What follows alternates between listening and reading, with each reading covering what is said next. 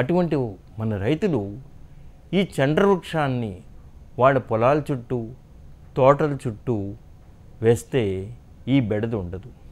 కారణం ఈ వృక్షంలో క్రిమికీటకాలను నాశనం చేసే కెమికల్ ఎఫెక్ట్స్ ఉంది. తప్పకుండా ఈ వాళ్ళు క్రిమికీటకాల బారి నుంచి ఈ చెట్టుల్ని పెంచడం వల్ల లబ్ధి పొందుతారు. అలా కొనాలంటే ఎన్నో వేలు ఖర్చు పెట్టవలసి వస్తుంది. కానీ ఈ వృక్షాలని నాటడం వల్ల అంత ఖర్చేముండదు.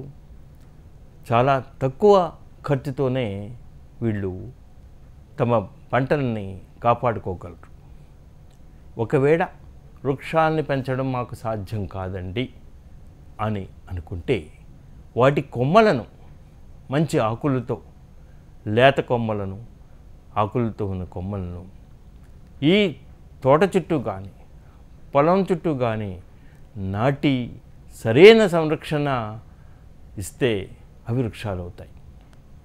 వాటికి కూడా ఈ కెమికల్ ఎఫెక్ట్ ఉంది కాబట్టి ఈ పంటల్ని రక్షించుకోగలుగుతారు. మరి మిగతా వారు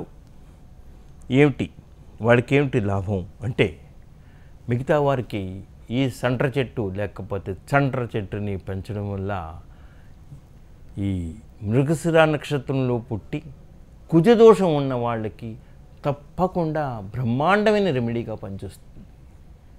మీరేం చేయవలసిన లేదు. తులసి చెట్టుని పూజించినట్టుగానే ప్రతి మంగళవారం దీన్ని పూజించండి, వ్రతంగా ఆచరించండి, అంగారక స్తోత్రం చదవండి.